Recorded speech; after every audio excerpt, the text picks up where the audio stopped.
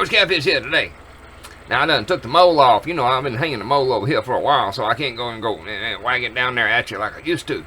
Cause we'll be fixing to talk about something that is, well, my concern is I don't have so much blowback. I put me on some safety glasses. Now I can't see poo-poo, but you know what? It's better not to be able to see, but to have eyes. I'm not sure what that means. Anyway, Coach Kevin is here to talk to you today about something that's very important, and I don't mean to me. I'm like a vitamin. I lose my everybody loses their potency over time, but that's not what we're here to talk about. We're here to talk about the potency of the kasef, of the money, of the exchange, of the currency, of that which allows you to do whatever the hell you do, whether you're driving a Porsche or living it. Well, if you live in a car, but you probably got somebody handing you something. I'm not sure about all that, but for whatever you do, you got to have some of this here stuff. Yeah, I can't see. I may have to take these suckers off and put the real things on. You got to have some of this here stuff. You got to have some of that there stuff. It's necessary to do things in here in the world. And for a long, long time, it has worked right nicely. Right nicely.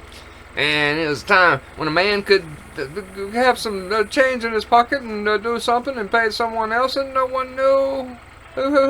But them days are gone, cause we got the AI. We got the artificial intelligence and people that wants to know your business. And this here what Coach Cap is here to talk to you about. That's why I figured I have to have some blowback on. Well, not to blow back on, but the things protect the eyes that really can't see all that well. But it's like somebody told me, you are standing, aren't you? Well, hell, I can't hardly walk, but yes, I am standing. Anyway, it's about the same thing with what I'm fixing to talk to you about. CBDC. Not CBD, because when you add a C on CBD, now the CBD was something that would stop inflammation and inflation. Well, it was inflated right a bit because it's made out of hemp oil. But the thing was, CBD is not the same thing as CBDC, because once you add a C on there, that's like, cut. Anyway, the currency, the way we do this business, the way we do business all over the place has changed. Stop it, Pussycat. Rightly. Oh, I hope to hell this thing is. Yes, it is. It's changed over a long time. And for thousands and thousands, and many years as we had, it was troglodytes back in the cave and stuff, people would find shiny objects. And they finally settled on stuff that was just shiny and did not tarnish so bad.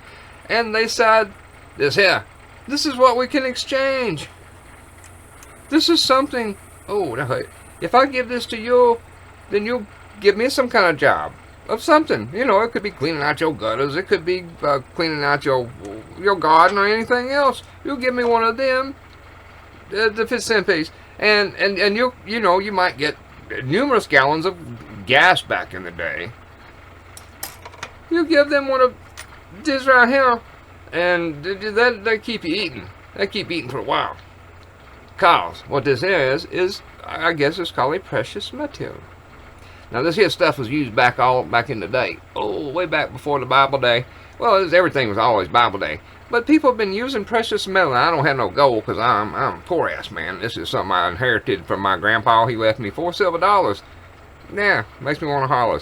Anyway, I understand now, since I've been studying and stuff and understanding about history, why it is so important to have a token. A token that you ain't smoking.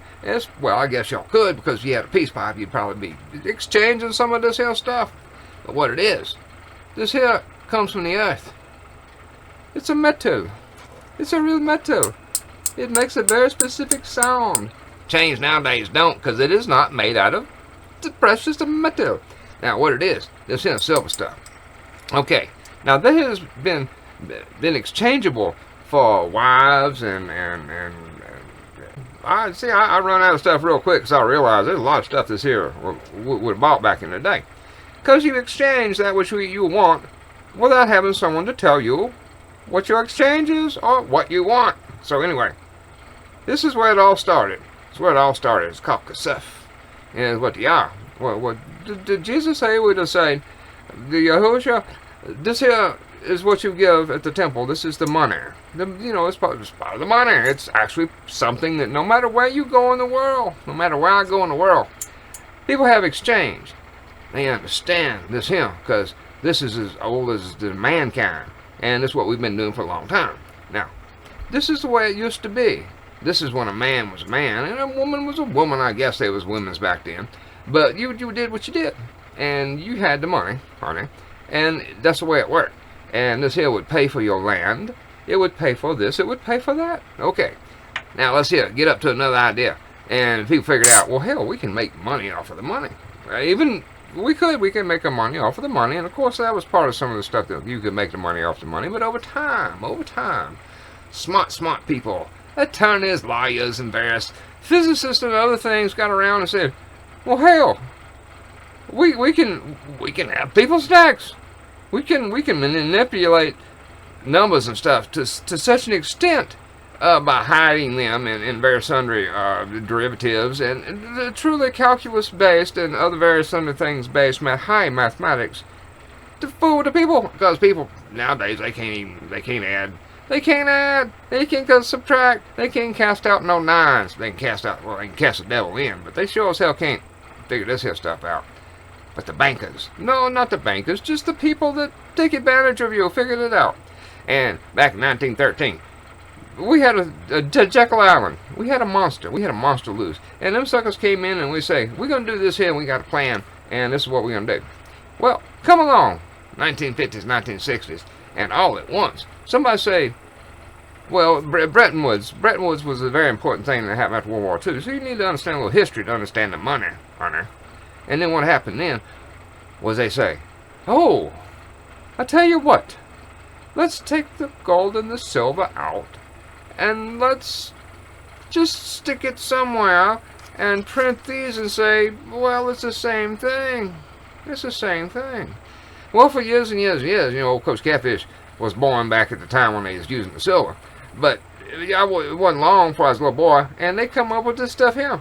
Now, there's various and sundry things that happen in between, but this is what they come up with. And what it was is they say, we got to go in Fort Knox, or wherever in the hell we got to go, in various other places, in the silver, and when we got it, and we're just going to give you this. Okay, well, that's what it was. It's fiat. It's like the car company. It's like the French car company, which I'm not sure what it is now, but it's the fiat to money, honey. And that means you don't have anything. In other words, you got something in between you, and the real thing. You got something between you and the real thing? Okay, that's what it was. Now, come to another time, and they keep on, doing this, and all kind of things happen. And they say, well, hell, we can figure out how to do other things. And guess what? They did. That's why we in the troubles that we in. And then comes the technology. And really smart people dumb down everybody else and say, well, I'll tell you what, for convenience, and I think, not Abraham Lincoln, but this here Benjamin Franklin, he say, you give up your actual God-given rights for convenience, and you is fool. That's what happens over time, and of course he's right, which is why I am doing this video, because that is what has happened. I must cover the one eye. Anyway, hell, 8:45. See, I can't see through these things. The next step, some generations that don't even understand money, or they don't do the type of work where you just get paid by somebody because you have no one in between. So what it all turns into is getting something in between you and something that has value. Stop it, cat! Something that has value. That shit has value, and it's always had value. Even when mankind's gone, it'll have value to the ET. They'll use some silver, because silver has got the amazing qualities. Anyway, it would have killed the poo-poo flu, from what I understand, because it has anti-germicidal. Well, it just means it kills the germs. Properties built in. Anyway, the next thing, we must move on. The next thing, we get to the space age. The AI age, the digital age, the ones and zeros ain't my heroes. And what do we come up with? Well, hell, we just get another situation stuck in between. The plastic. The plastic. So what that means is, there ain't no silver, you have nothing of value. Okay. Now back in the day when Coach Catfish was a little boy, they had mechanical registers. You did not have to have electricity to understand what you're doing in your own store. So you could go in with the dollar bill and do it, and it would exchange. It would exchange. Now, sucker, go in a store with a dollar bill and electricity's out, and see if you can get anyone to sell you anything.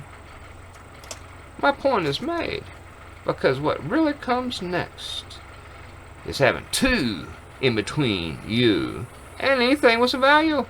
That's the way it works. Once you get two things in between, then cat, would you stop it? You've been nefarious. You've been nefarious, and that is what is happening at this point in time.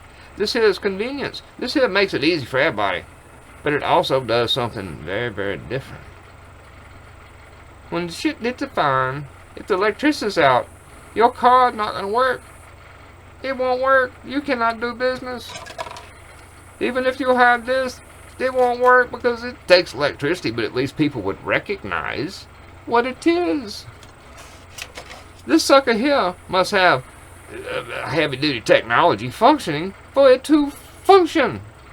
How in the hell are you going to pay the grass boy? The boy that cut your grass and stuff. You can go debit something on the online so everyone knows your business and who you the pool boy. You know, somebody going to know about you and the pool boy. Because what you got is this here. You got two people in between. You not only have this here and the electricity and little demons that operate the computers going in there and writing shit down. And, oh, this got here. The thing is, if there's no electricity, this does not work. What the hell are you going to do? It's like having an electric car. It's like driving a plaid, but having nothing to charge it with.